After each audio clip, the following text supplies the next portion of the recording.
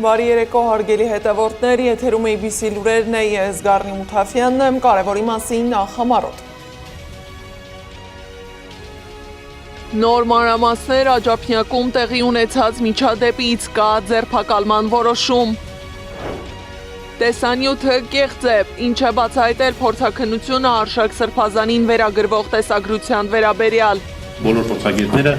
իրենց երկրներում լիցենզավորված դատական փորձագետներ են, համապատասխան ոլորտի։ Սպանության կազմակերպիչ, թե պատվերով կատարող Վալոդիա Գրիգորյանի գործի վերաբերյալ նիստը լարված է անցել։ Հայաստանի մարզերով ադրբեջանցիներ են շրջում, ովքեր են նրանք։ ԱՄՆ-ն կհարվածի Իրանին, տարածաշրջանը պայթյունի շեմին է, պատերազմի ռիսկը մեծանում է։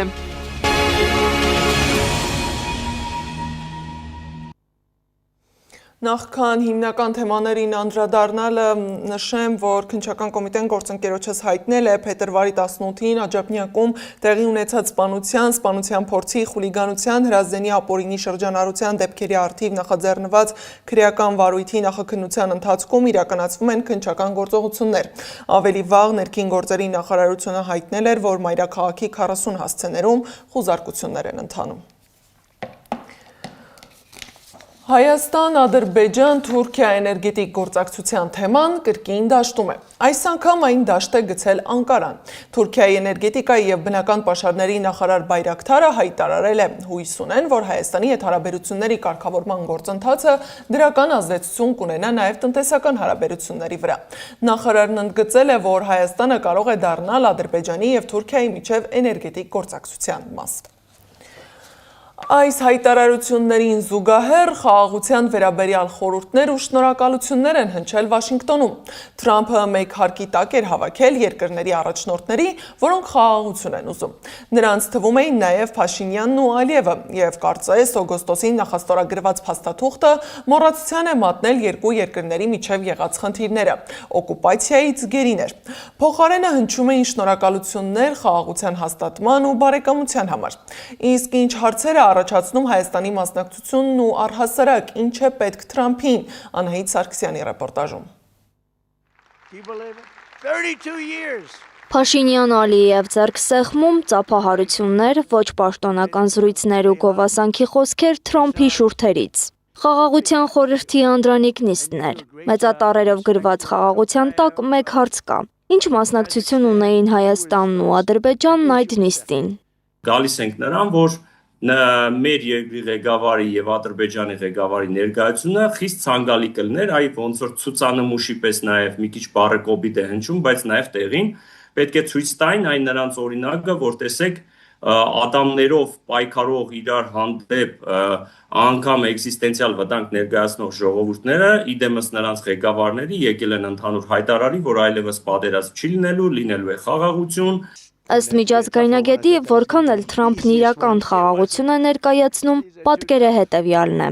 Սա իրականում մեծ զինադատար է, որը եղել է էլի ժամանակին մենք ունեցենք ավելի երկարաժամկետ զինադատար, եւ այստեղ հասկանում ենք, որ այդուհանդերձ որքան էլ Թրամփը այսպես քաջալերի, գեղեցիկ պաթոսային խոսքեր, պաթոսային խոսքերով ներկայացնի, այդուհանդերձ իրականում ադրբեջանական կողմը բնավ իր ծավալապաշտական, իր առավելապաշտական նկատումներից ու ծրագրերից չի հրաժարվել։ Իրական խաղաղությունը նույնիսկ Ադրբեջանի պահանջների բավարարումից հետո երաշխավորված չէ, նշում է մասնագետը, իսկ Թրամփը երկկողմանի խաղ է խաղում Հայաստանի եւ Ադրբեջանի հետ։ Մի կողմից փաստացի նույն Թրամփը խաղաղություն է բերում տարածաշրջան եւ հակամարտող կողմերին, մի կողմից է զինում է Ադրբեջանին։ Այդ թվում Ադրբեջանն էլ արդեն իսկ մեղադրում է, որ Հայաստանին են զինում, որտեղ գիտեք, Վենսի այցելության շրջանակներում որոշակի պայմանավորվածություններ են ձեռք բերվել։ Փաշինյանն ու Ալիև նստեյության վերածվել են Թրամփի հաստատած խաղաղության ամենաիրեղեն ապացույցին, նշում է քաղաքագետ Հակոբ Բադալյանը եւ հավելում. Թրամփը պետք է անընդհատ ցույց տա, հորդորելով իրար ձեռք սեղմել, իրար կողք նստել, իրար հետ խոսել եւ այլն։ Վստահ չեմ, կարելի արդյոք ասել նման բան։ Համենայն դեպս ես այդպես եմ կարծում։ Նրանք ընկերացել են։ Ոտքի կանգնեք, ոտքի։ Դուք ընկերացել եք պատերազմից հետո։ Քաղաքագետի ուշադրությունը մեկ այլ հանգամանք է գրավել։ Թրամփը թվարկեց Գազայի վերականգնման համար մոտ 7 միլիարդ դոլար աջակցություն տրամադրելու պատրաստակամություն հայտնած երկրների ցանկը։ Դրանց թվում Ադրբեջանը կար, Հայաստանը ոչ։ Ինչ գործառույթ ունի Հայաստանը այդ նշածս նվազագույն անհրաժեշտությունից բացի, որ կա Թրամփի համար, սա այդքան էլ պարզ չէ։ Հայաստանի անունը չի շոշափվում Խաղաղության խորհրդի առաջին գագաթնաժողովի որոշումների եւ որևէ համատեքստում։ Ամեն դեպքում քաղաքագետը դժվարանում է ասել, թե ինչ գործառույթ ունի Երևանը Խաղաղության խորհրդում։ Աղքատ ազգականի տպավորությամբ է Հայաստանի ներկայությունը։ Թեպետ հասկանալի է, որ Նիկոլ Փաշինյանի համար դա հակառակի առիթ է, այսինքն ցույց տալ, թե ինքը որքան ընդունված է միջազգային բարձր մակարդակներում։ Իսկ մինչ մենք փորձում ենք կատարել խաղաղասեր Ադրբեջանի բոլոր պահանջները, Ալիևի թիկնապահները նույնիսկ Վաշինգտոնում չեն կարողանում հանդուրժել խաղաղ ցուցարարների քաղբանտարկյալներին ազատ արձակելու պահանջը եւ ծեծում են նրանց։ Անահիտ Սարգսյան, Նոնա Գևորգյան, ABC Media։ Սակայն խաղաղության խորհրդի ձեռքսեղմումների ու պայմանավորվածությունների արանքում փորձում են խլացնել իրական ու արդար պահանջը։ Արցախի շարժումն ու արցախցիների հավաքական վերադարձը փակված հարց չէ, համոզված են արցախցիները։ Երբ 38 տարի առաջ Երևանի ու Ստեփանակերտի հրապարակներում վանկարկում էին միացում, գիտակցում էին, որ պայքարում են հանուն պատմական արդարության ու ճշմարտության։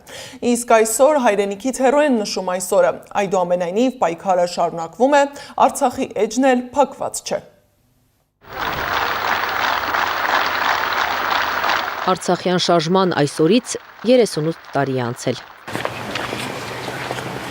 Արցախի եւ Հայաստանի պաշտոնյաները հարգանքի տուրք մատուցում են Եռաբլուրում։ Մի քանի հազար շիրիմ էլ Արցախում մնաց։ Մնաց նաև Արմեն Ասրյանի որդու շիրիմը։ Շատ ցավալի է, որ նման պայմաններում մենք նշում 38-րդ տարին, բայց նաև մենք չենք հուսահատվում, որ մենք ունենք Արցախ վերադառնալու իրավունքը եւ այս ուղղությամբ պետք է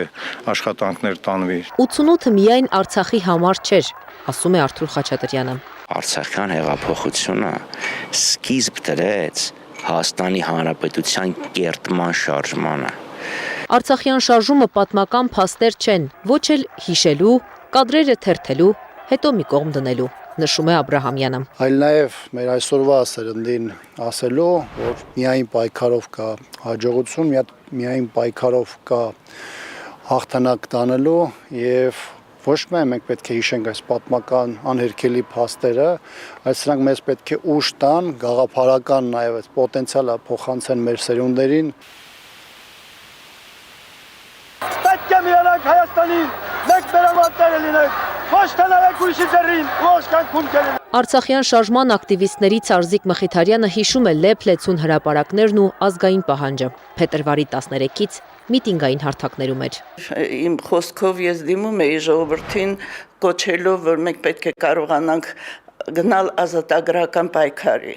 Եվ դա մեզ հաջողվում էր։ 1988 թվականի փետրվարի 20-ին Լեռնային Ղարաբաղի ինքնավար մարզի ժողովրդական պատգամավորների արտահերթ նիստ գումարելը մեծ դժվարությամբ եղավ։ Հիշում է Մխիթարյանը։ Պատգամավորներն Արցախ գալու սահմանափակումներ, վախեր ունեին։ Անտառներով, սարերով են հասել։ Երկու ռուս պատգամավորներ, ազգությամբ ռուսներ, ահավոր վախենում էին, որ գային մասնակցեին, եւ քանի որ ես նրանց հետ աշխատել էի եւ շատ մտերիմ էի, գնացի եւ խնդրեցի, որ նրանք գան եւ մասնակցեն, եւ նրանց մուտքն էր հնարավոր դարձնում քվորումի ապահովումը։ Եվ երբ ես նրանց ուղեկցությամբ ներս մտա այդ դահլիճը, բոլորը ոգևորված ծափահարեցին, որ վերջապես քվորումը կա։ Արցախյան շարժումն այդ օրվան հասել է գաղտնի փուլեր հաղթահարելուց հետո միայն։ Փետրվարի 20-ը այնպես չի ծնվել, էլի 85-86 թվականի ամառվանից մենք հայրենասիրական խմբակներով աշխատում ենք։ Իգորի մեծությունը հիմա էլ չեն ուշադրում։ Միակ բանը, որ հիմա այսօր Հայաստանը կարող որպես հաղթատու թափ տա, դա Իգորի նախաձեռնությամբ 89 թվականի դեկտեմբերի 1-ին որոշումն է, որ Արցախը միանում է Հայաստանին։ 1989 թվականի դեկտեմբերի 1-ին հայկական ԽՍՀ Գերագույն խորհրդի եւ Լեռնային Ղարաբաղի ազգային խորհրդի միացյալ նիստում պատմական որոշում ընդունեց Հայաստանի եւ Լեռնային Ղարաբաղի վերամիավորման մասին։ Այն ամրագրված է անկախության հռչակագրի ներածությունում, ինչի դեմ էլ պայքարում է Բաքուն Արցախն օկուպացնելուց, ժողովրդին էթնիկ զտման ենթարկելուց հետո։ Արցախյան շարժման վերաբերյալ քննարկումը ներկայացուցչությունում շարունակվեց։ Նախագահի պաշտոնակատար Աշոտ Դանիելյանը հրավիրված քննարկմանը հանդես եկավ հայտարարությամբ, որին միացել էին խորհրդարանի խմբակցությունները։ Անստացան ենք պահելու Արցախի ժողովրդի միասնությունը, պահպանելու ենք մեր հազարամյակների ժառանգությունը, ապավինելու ենք մեր ժողովրդի վճռականությանը, հայրենի Արցախ վերադառնալու վերաբերյալ։ Քննարկմանը ներկա էին շարժման ակտիվիստներ, Հայաստանի քաղաքական ուժերի ներկայացուցիչներ։ Արցախյան շարժումը երբեք չի եղել միայն Արցախի ազատագրման համար, արդարության, ազատության ու օրենքի պայքար էր, ասել է ՀԱԿ վարչապետի թեկնածու Լևոն Զուրաբյանը։ Շատ լավ եմ հիշում 1988 թվականի փետրվարյան օրերը, երբ որ մենք բոլորս ամեն մեկը իր քաղաքում, դուք Ստեփանակերտում, մենք Երևանում դուրս ենք եկել փողոցներ եւ արթեցած այդ ազատության օդով արարում ենք պատմությունը։ Նմանատիպ քննարկումների հիմքում Արցախ հավաքական վերադարձն է, աշխարհի փորձը, տարածաշրջանային ռիսկերն ու հնարավորությունները։ Վերադարձի իրավունք ունեն արցախցիները, իրացնելը հնարավոր է, ջանք է պետք, նախ պետական մակարդակով։ Անիա Բախյան, Տարոն Ղանդիլյան, Աշոտ Բարբարյան, ABC Media։ Իսկ Ադրբեջանի համար Արցախ բառն անգամ դարձել է կոկորդի փուշ։ Մշակութային հուշարձաններ ու շիրիմներ պղծելով, քաղաքներ ավիրելով փորձում են հայկական հետքը վերացնել։ Հերթը հասել է Արցախ բառը ջնջելուն։ Ձմեռային օլիմպիական խաղերում Արա Գևորգյանի Արցախ ստեղծագործության անունը չհնչեցնելը Ադրբեջանի պահանջն էր։ Հայաստանն էլ ոչինչ չարեց դա կանխելու համար։ Երաժշտությունը հնչեց, բայց չհնչեց Արցախ բառը։ Անիա Աբաղյանը զրուցել է ստեղծագործության հեղինակի Արա Գևորգյանի հետ։ 5-րդ օլիմպիական խաղերը, որտեղ Արցախ երաժշտությունը հնչում է։ Ռուս, վրացի եւ այլազգի մարզիկներ Արա Գևորգյանի Արցախ երաժշտության տակ սահել են, մրցել, հաղթել։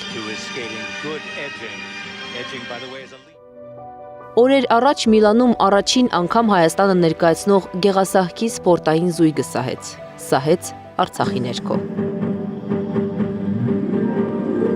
Ադրբեջանը բողոք էր ներկայացրել միջազգային օլիմպիական կոմիտե Արցախ ստեղծագործության վերաբերյալ։ Երաժշտությունը մնաց, անունը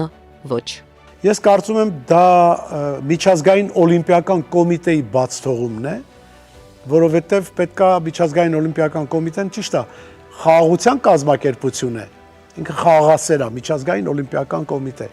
ամենայն հարգանքով այդ կազմակերպությանը, նա պետք է մի քիչ խիստ լիներ, որ ասել չէ, երաժշտության մեջ քաղաքականություն մի մտցրեք։ Ադրբեջանն Արցախ երաժշտության դեմ շատ է պայքարել, կոչել ադրբեջանական, ֆիլմերում, հեռուստատեսային հաղորդումներում ներառել, բայց իրականության մասին անդադար խոսելով վերջի վերջո Բաքուն հանրային հայտարարեց. Արցախը ադրբեջանական ստեղծագործություն չէ։ Արցախն ինչպես ծնվեց։ Արա Գևորգյանն է պատմում։ Լաչինի միջանցքը արդեն 4-րդ օրն էր բացվել էր,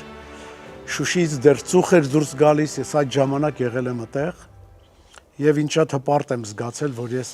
այնուամենայնիվ մեր զինվորների կողքին էի։ Եվ վերադառնալուց հետո արդեն այդ ամբողջ ընթացքը ես կարողացա երաժշտության միջոցով պատմել։ Արցախը հնչում է Լաս Վեգասի, Դուբայի, Մոսկվայի, Բաթումի եւ մի շարք այլ քաղաքների շատրվաններին։ Ցավոք սրտի ես վերջերս չեմ լսել մեր շատրվանների վրա։ Արա Գևորգյանին վատ հուշումներ են անում, փոխել ստեղծագործության անունը։ Երաժշտությունը կոչվում է Արցախ, Արցախով էլ պետք է ինքը շարունակվի հնչել։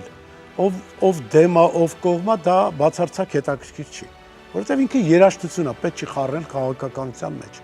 Արա Գևորգյանն իր երաժշտությունները կոչում է Արևմտյան Հայաստանի եւ Հայաստանի Հանրապետության քաղաքների անուններով։ Վան, Մուշ, Տիգրանակերտ, Երվանդաշատ, 12 մայրաքաղաքների անունով կան ստեղծագործություններ։ Տարբեր ժամանակների քաղաքապետների առաջարկել էր գրքույկում հավաքել ձայնասկավառակները, որոնք ճանաչողական ու ուսուցողական կլինեն։ Ոչ ոք չի համաձայնել, բայց Գևորգյանը հույս ունի, որ այն կյանքի կկոչի մի օր։ Այդ մայրաքաղաքները մոռանալ պարզապես հնարավոր չի։ Որ ասենք եկեք լավ, չօգտագործենք, չօգտագործենք, բայց սրտերից մեջ այդ անվանումները կա։ Հիմա ինչքան չուզենանք Արարատը օգտագործենք կամ չօգտագործենք, մեկ աչքներիս առաջնա մենք էլ անունը շատ լավ գիտենք, այդ անունն էլ Բիբլիայի մեջ գրված է։ Մեզ համար այս փուլն ուղղվելու, սխալներին նայելու համար է տրված, կարծում է կոմպոզիտորը։ Աշխարհը մերն է, ամեն մի հայ աշխարհի տերն է երգելու փոխարեն, հայելու մեջ արժե նայել, մշակույթը փոխել, այսինքն ոչ թե փոխել, այլ վերադառնալ արմատին, նշում է Արա Գևորգյանը։ Մենք մեր արմատից կտրվում ենք։ Իմ աչքի առաջ, մեր աչքի բոլորի աչքի առաջ, մեր արմատը մեզանից հեռանում է։ Վերադառնալու գործում մեծ դեր ունեն լրատվամիջոցները, նշում է կոմպոզիտորը, անդադար ցուցադրել ուսուցողական, ազգային մուլտֆիլմեր, ֆիլմեր, երաժշտություն, ոչ թե սուտ կամ սկանդալ։ Է որ գորգի վրա նստած խաղալիքներով խաղում են մեր երեխաները, հեռուստացույցը պետք է իրանց ականջին հնչեցնի ազգային երաժշտություն, հոգևոր երաժշտություն, դասական երաժշտություն, պետք է այդ երեխեքը այդ բազմազանությունը պետք է տեսնեն, որպեսզի լավը վատից տարբերեն։ Պետք է շատ խոսենք բարձր արվեստի մասին, որ երեխեքը վատը ճանաչեն։ Եթե լավը չենք ցույց տալիս, ինքը ոնց իմանա, որ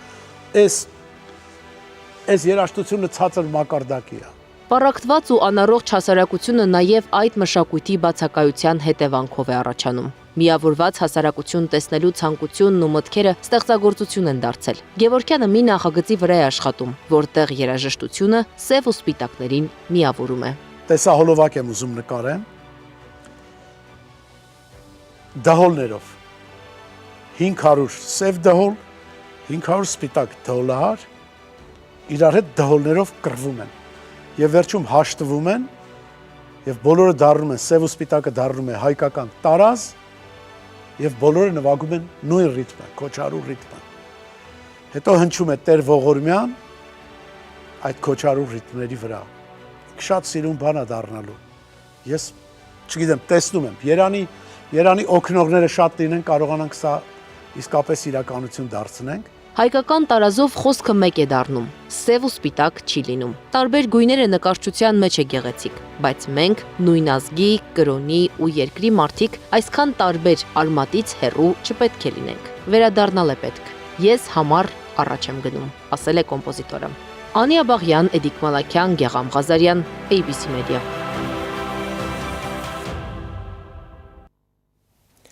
Ատելության մեծ չափաբաժնի ֆոնին մարդկանց անհանգստացնում է փաստը, որ ադրբեջանցին հանգիստ շրջում է Հայաստանում։ Նախ Հանրապետության հրապարակում, ապա Շիրակում եւ Լոռիում, Հանրապետության տարբեր բնակավայրերում մարդիկ ազատ շրջող շենք-շինությունները նկարահանող ադրբեջանցիներ են տեսել։ Իրենք էլ իրենց նկարահանած կադրերը համացանցում են հրապարակել ու մեկնաբանել։ Ամասիայի բնակիչներն ադրբեջանցիներին տեսել են Ամասիայի կենտրոնական զբոսայգու մոտ եւ Գերեզմանոցում։ Տեսանյութեր են հրապարակվել նաեւ Գյումրի։ Լրագրող Թաթուլ Հակոբյանն անդրադարձել է դեպքին եւ նշել, որ բնակչության մտահոգության առիթ դարձած մարդիկ ադրբեջանցի եղբայրներ են, որոնք ռուսական պետհամարանիշով մեքենայով Վրաստանից մտել են Հայաստան։ Վանաձորից մի նամակ ու տեսանյութ ստացա, թե ինչպես են ադրբեջանցի եղբայրները ճաշարանի մատուցողու ուղեկցությամբ նկարանում Սպիտակ Վանաձոր ճանապարհի վրա գտնվող Արչահովիտ եւ Նոր Խաչակապ գյուղերը, իսկ հայ մատուցողուին ներկայացնում է գյուղերը։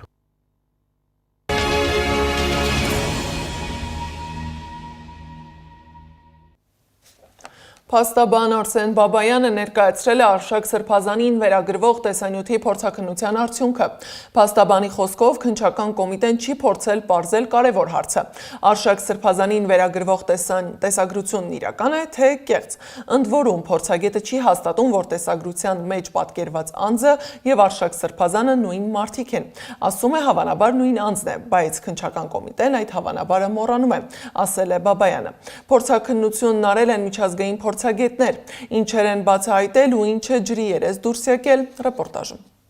Արշակ arczepiskopos Խաչատրյանի պաշտպանական թիմը հրապարակել է 3 երկրներից՝ Ռուսաստանից, Սերբիայից եւ Մոնտենեգրոյից ստացված փորձաքննությունների արդյունքները։ Դրանց ընդհանուր եզրակացությունը նույնն է։ Սրբազանին վերագրվող տեսանյութը ստեղծվել է արհեստական բանականության միջոցով։ Փաստաբանի խոսքով ուսումնասիրությունները ցույց են տալիս, որ նման տեսագրություն գոյություն չի ունեցել։ Վերլուծությունը վկայում է նյութի ստեղծման մասին նախապես կառուցված վիրտուալ միջավայրում։ Այսինքն այստեղ խոսքը գնում է հենց արհեստական բանականությամբ ստեղծված միջավայրի մասին, որ քանի որ այդ ամբողջ տեսագրությունը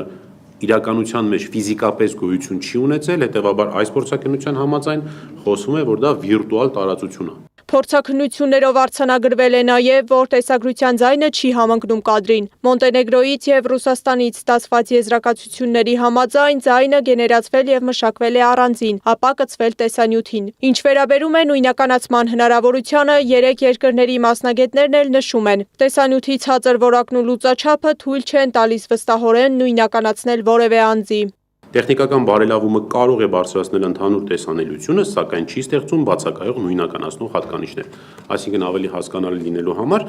ասում է տեսագրության որակը հնարավոր է մի քիչ լավացնել, բայց այնուամենայնիվ անհատականացնող այն նշանները, որի միջոցով հնարավոր կդառնար անձին նույնականացնել, դրանք վերականգնել հնարավոր չի։ Փաստաբանը նաև ընդգծում է, իրենք ի սկզբանե նույնականացման խնդիր չեն ունեցել, քանի որ համոզված են տեսանյութում արշակ սրբազանը չէ, ինչը հաստատվեց նաև փորձաքննությամբ։ Ըստ այդմ պաշտպանական կողմը պնդում է, գործով տուժողներ չկան եւ քննչական կոմիտեի հիմնական խնդիրը պետք է լինի ոչ թե պարզել տեսագրությունում ով է, այլ տեսանյութն արդյոք իրական է թե կեղծ։ Կեղծ տեսագրությունները ստեղծելու ճանապարհով փորձել են առատավորել այդ մարդու անունը, փորձել են ատելություն սերմանել արշակ սրբազանի եւ ընդհանրապես եկեղեցու նկատմամբ եւ հետեւաբար գործի քննության ուղղություններից մեկը կամ մեր համար մեր համոզմամբ միակ ուղղությունը դա պետք է լինի եւ հետեւաբար պետք է քննություն իրականացվի այդ ուղղությամբ եւ հայտնաբերվեն այն անձինք, որոնք որ իրականացրել են այդ կեղծիքը եւ այնուհետ դրա տարածումը։ Փաստաբանի խոսքով սպասում են եւս երկու երկրից փորձաքննությունների արդյունքների, սակայն դրանք քննչական կոմիտե ներկայացնելու անհրաժեշտություն չեն տեսնում։ Նրա պնդմամբ փորձաքննությունները կազմակերպվել են ոչ թե ինչ-որ բան ապացուցելու, այլ հանրությանը ճշգրիտ եւ հիմնավորված տեղեկատվություն ներկայացնելու նպատակով։ Սեդա Գյուրեղյան, Անդրանիկ Մասուրյան, ABC Media։ Տեղի է ունեցել նաև Մկրտիչ սրբազանի գործի վերաբերյալ նիստը։ Դատարանը տնային կալանքի տակ գտնվող սրբազանին թույլատրել է այցելել Ատամնաբուժարան, իսկ պատարակներին մասնակցելու եւ եղբոր երեխաների հետ տեսակցելու միջնորդությունների քննությունը հետաձգվել է։ Նոր մանրամասներ կան Աջափնյակում տեղի ունեցած միջադեպի վերաբերյալ քրեական վարույթի շրջանակում մեկ անձի նկատմամբ հանրային քրեական հետապնդում է հարուցվել։ Գործընկերոջս հայտնել է գլխավոր դատախազությունը։ Կա ձերբակալման որոշում, հիշեցնեմ, որ օրեր առաջ Աջափնյակում կրակոցներ էին հնչել, վիրավորվել էր 6 մարդ, մահացել 1 մարդ։ Այսօր տեղի է ունեցել Փարաքարի ղեկավար Վալոդիա Գրիգորյանի սպանության գործի վերաբերյալ դատական նիստը։ Դատավոր Մուշեղ Արամյանը հայտարարել է, որ ավարտել են նախնական դատալսումների փուլը։ Հիմնական դատալսման փուլը կսկսվի մարտի 10-ին։ Սակայն այսօրվա նիստը բավական լարված է անցել։ Վալոդիա Գրիգորյանի սպանության համար մեղադրվող Նարեկ Օհանյանի պաշտպան Վահան Հովհաննիսյանը միջնորդել է, որպեսզի դատարանում հարցաքննվեն ախտոյանները։ Ասում են, ունեն կասկած, որ Վալոդիա Գրիգորյանի սպանության հետ առնչություն ունի Մհեր Ախտոյանը։ Դատարանում հայտարարել են, որ Ախտոյանը կամ Վալոդիայի սպանության կազմակերպիչն է, կամ պատվերով իրականացնողը։ Վարույթ իրականացնող մարմինը հիմնավոր կասկած է հայտնել իր գործում, որ տվյալ անձը կասկածում է այս հանցագործությունը կամ կազմակերպելու, կամ պատվերով իրականացնելու։ Մեր համար այդպեսի կոնֆլիկտ է ձևավորվել, ուստի համաձայնվի պաշտպանության կողմից։ Թեմային անդրադարձել է նաև ապրելու երկիր կուսակցության համահիմնադիր Մանեթ Հանդիլյանը։ Նշում եմ պիտի հարցաքննվի, այլև եթե ես չեմ սխալվում, նա երկրի պետք է բերման ենթարկվի, միջազգային հետախուզում հայտարարվի, որպեսզի այդ անձը ներկայանա դատարան եւ բացատրություն տա եւ նաեւ ցույց տա, թե նաեւ իրեն եւ ով է հովանավորել այն տեքստերը ասելու, երբ որ նա սպառնում էր Վալոդիա Գրիգորյանին տեսանյութում։ Եվ սրա հետքերով գնալու ենք, որովհետև անձը հնչեցրել է սպառնալիք, որևէ մեկը նրա նկատմամբ հետախուզում չի հայտարարել, սպառնալիք, որը իրականություն է դարձել։ Իդեպ առավոտյան իրավապահներն արմավիրում էին խուզարկություն էին իրականացնում ավելի քան 20 հասցեներում, այդ թվում Մերձավանում, թե որն է իրավապահների գործողությունների պատճառը դեռ պարզ չէ։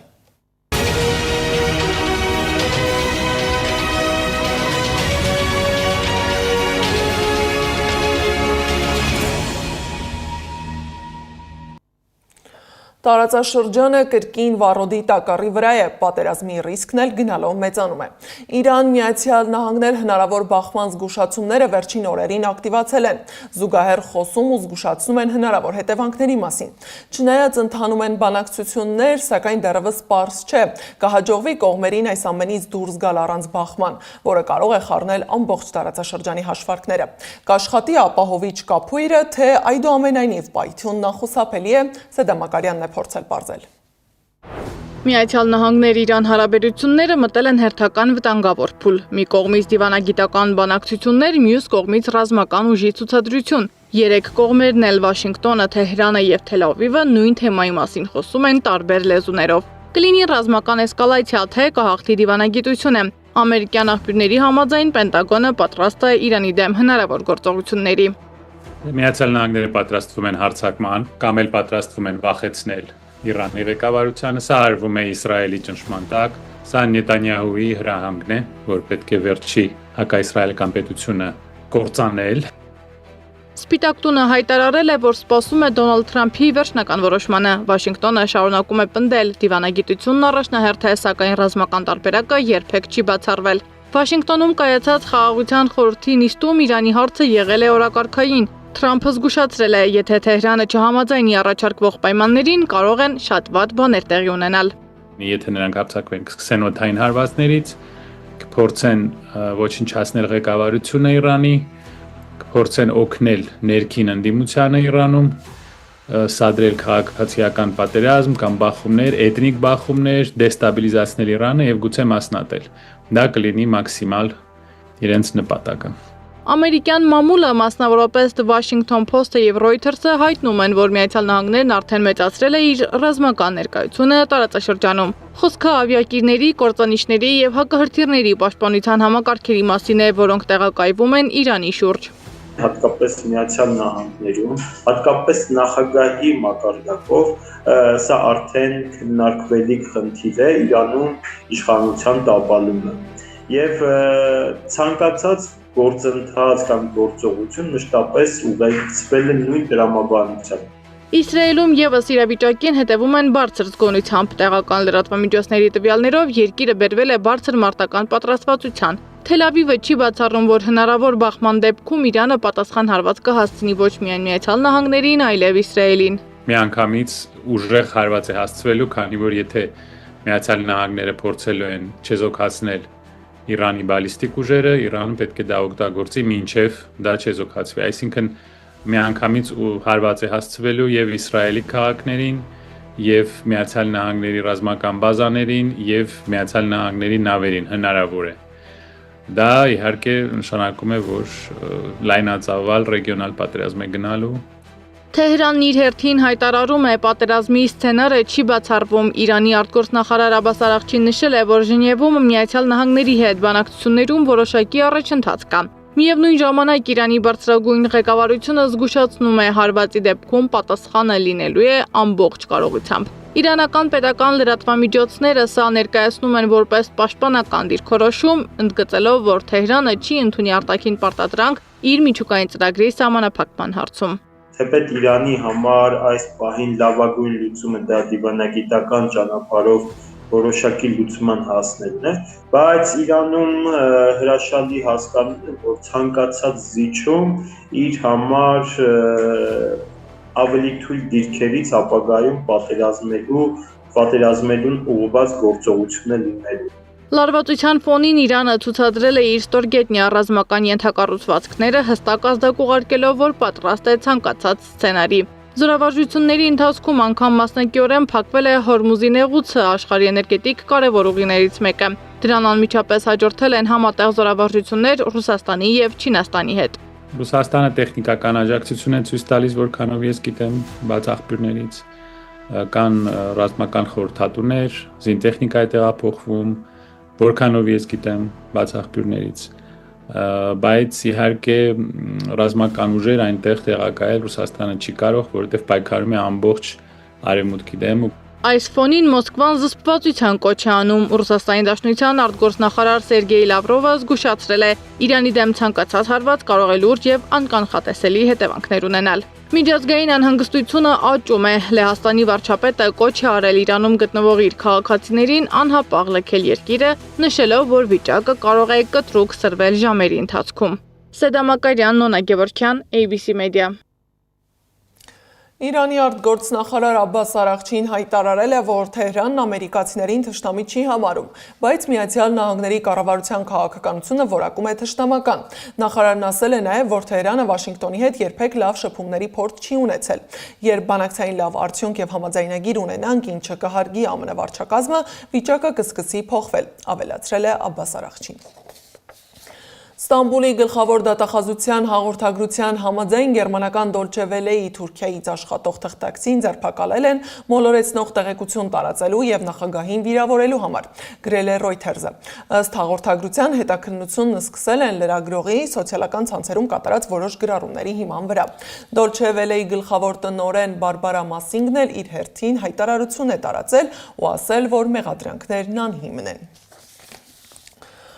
ԱՄՆ նախագահ Դոնալդ Թրամփի դեմքով պաստառ են ամրացրել երկրի արդարադատության նախարարության գլխավոր գրասենյակի պատին։ Նախարարության գլխավոր գրասենյակի երկուսյունների միջև ծածանվող կապույտ պաստառի վրա գրված է. «Կրկին անվտանգ դարձնենք ամերիկան» կարգախոսը։ Թրամփի պատկերով պաստառներ անցյալ տարի ամրացրել են աշխատանքի նախարարության, գյուղատնտեսության նախարարության եւ ԱՄՆ խաղաղության ինստիտուտի շենքերին։